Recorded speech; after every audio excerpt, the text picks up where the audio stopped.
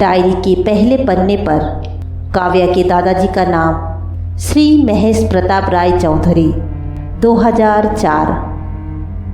आज मैंने शाम को समझाया कि वो अपने बेटे को उसकी मौसी के यहाँ भेज दे आगे की पढ़ाई के लिए।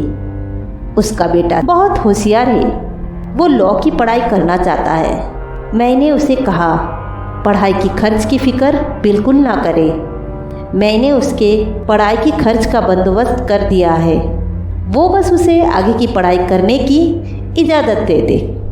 वो मेरा बात मान गया है, मैं बहुत खुश हूँ। हमारा गांव के लोग धीरे धीरे अपने आप को अंधविश्वास के माया जाल से निकाल रहे हैं। हमारा चंद्रपुरम गांव, जो अंधविश्वास और डायन प्रथा से प्रभावित होने के नाम से जाने जाते हैं, आज थोड़ा थोड़ा करके परिवर्तन हो रहा है। 15 जनवरी, आज मैं गिरी से मिलने उसके घर गया था। उसका घर अभी तक नहीं सुधरा है। उसने मुझे अपने घर के अंदर तक नहीं बुलाया। लोग कहते हैं कि उसकी माँ एक डायन थी और उसकी शादी भी एक डायन से हुई है। हालांकि गिरी का भाई शहर में पढ़ाई कर रहा है, लेकिन गिरी अभी तक वही सारी अजीब काम करता रहता है। उसने कल रात महेश का बिल्ली को मार के उसे महेश के आंगन के पीपल के पेड़ पर टांग दिया। बिल्ली की दुर्दशा देख महेश रोते रोते मेरे पास आया, कहा कि गिरी ने मेरी बिल्ली को मार डाला और उसकी सारी नाखून उखाड़ दिया। मैंने जब गिरी को पूछा तो उसने साफ मना कर दिया कि उसने ये सारे काम करना छोड़ दिया है। 4 मई, आज हम सब बहुत खुश हैं। आज हमारी काव्या 8 साल की हो गई है। उसके पापा उसके पसंद की पिंक कलर की फ्रॉक लाए हैं। काव्या अभी से ही नए फ्रॉक पहन के घूम रही है। उसकी माँ उसे बहुत समझाया कि शाम को पहनना, जब सारे मेहमान घर आ जाए। अभी से पहनोगी तो गंदी हो जाएगी। लेकिन काव्या किसी की बात नहीं सुन रही है। आज वो बहुत खुश है। उसे पता है आज सारे रिश्तेदार उसे बधाई देंगे, उसके लिए अच्छे अच्छे खिलौने लाएंगे। माँ ने उसकी सारी खिलौने अनु को दे दी है। अनु, जो कि अभी 6 महीने की है, उसे दांत आ रही है, इसीलिए वो कोई भी चीज़ लेती है तो उसे चबाने लग जाती है। इसीलिए काव्या बहुत गुस्सा करती है। उसके सारे खिलौने अनु ने चबा लिए हैं, इसीलिए काव्या को नए खिलौने चाहिए और उसने माँ को कह दिया है कि नए खिलौने आप बिल्कुल अनु को मत देना। फ्रॉक चेंज करने के डर से काव्या मोहन के साथ बाहर खेलने चली गई है। दोपहर हो चुकी है। मोहन और काव्या अभी तक वापस नहीं आया है। पूरे परिवार उन्हें ढूंढने लग जाते हैं। काव्या और मोहन की माँ रो रो के अपना हाल बुरा कर ली है। ढूंढते ढूंढते रात हो चुकी है। काव्या के पापा ढूंढते ढूंढते जंगल की तरफ निकल जाते हैं, लेकिन जंगल इतना बड़ा था और इतना तिलिस्मी कि कोई भी उस जंगल में भटक जाए। फिर भी काव्या के पापा जंगल की तरफ बढ़ने लगते हैं और आवाज़ लगाते हैं, काव्या, काव्या, मोहन, मोहन। इतने में जंगल से कुछ दौड़ता हुआ काव्या के पापा केशव की तरफ आ रहा था। केशव अपने दाएं हाथ की लाठी को जोर से पकड़ लेता है और बाएं हाथ की हैरिकेन को सामने की तरफ ले जाता है ताकि दौड़ते हुए आने वाला चीज़ उसे अच्छी तरह से दिख जाए। इतने में केशव को अंधेरे से दौड़ते हुए मोहन आता दिखाई देता है। केशव ने मोहन को अपनी ओर आते देख उसके तरफ दौड़ता है। मोहन केशव के पैर के पास आकर लेट जाता है। वो ज़ोर ज़ोर से हाँफ रहा था। उसके मुंह से खून आ रहे थे। उसके हाथ और पैर में फटी हुई रस्सी है। मोहन, जो कि सिर्फ 10 साल का एक बच्चा है, उसका ये दुर्दशा देख केशव को समझ में देर नहीं लगी कि किसकी ये करतूत है और वो आगे क्या करने वाला है।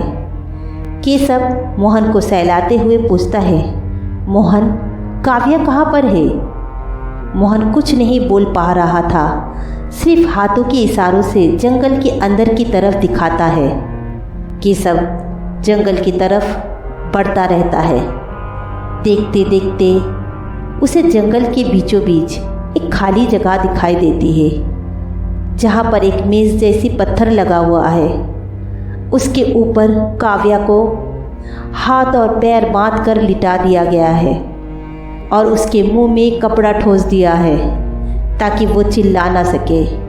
और उसके चारों ओर नकाबपोश आदमियों ने घेर रखा है और वो सारे कुछ मंत्र पढ़ रहे थे।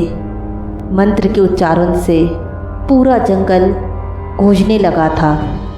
अपनी फूल सी बच्ची की ये हालत देख केशव का खून खौल जाता है। इतने में उन सब के जो लीडर थे वो अजीब सा मंत्र ज़ोर ज़ोर से पढ़ते हुए काव्या की तरफ एक बड़ा सा चाकू लेकर बढ़ने लगता है। केशव ये देखकर ज़ोर से दौड़ लगाता है और दौड़ के जाके उस आदमी को अपनी पूरी ताकत से धक्का देता है। वो आदमी ज़मीन पर गिर जाता है।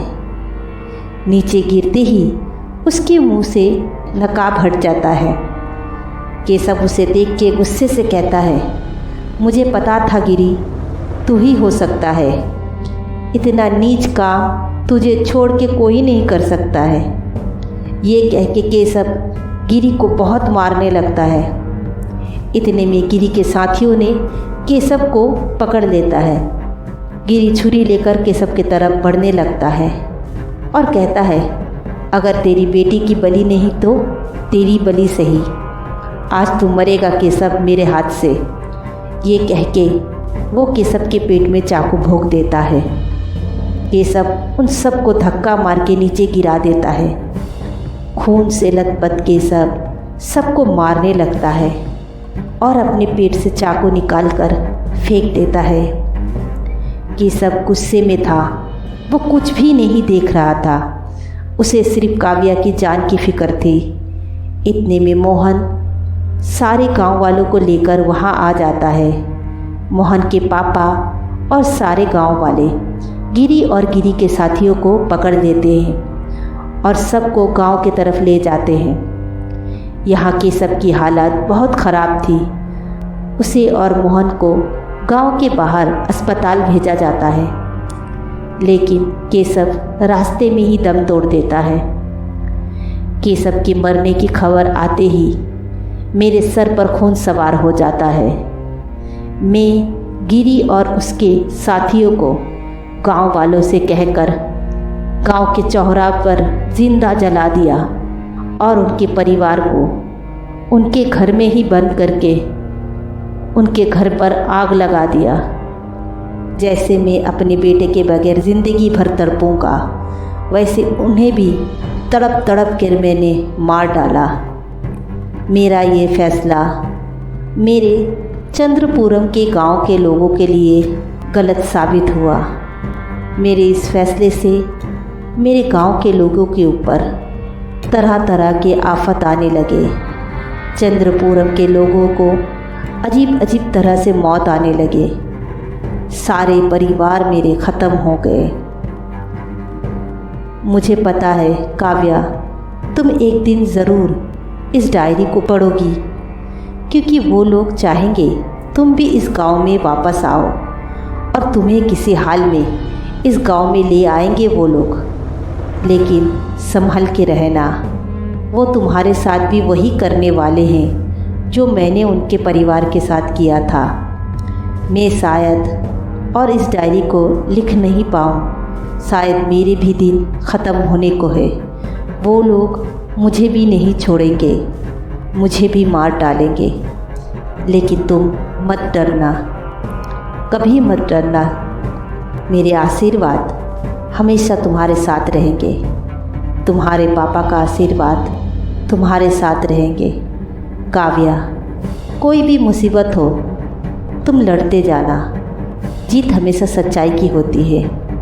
अपने आप को किसी भी परिस्थिति में उत्तेजित मत करना। उत्तेजित आदमी हमेशा गलत फैसला लेता है। डायरी के आखिरी पन्ने पर एक कविता लिखी हुई थी। बचपन का छुपाया खेल सुनहरा, सर्दी में छुपाया तन, छुपा हुआ है इसमें राज गहरा। समझो कहे क्या पवन,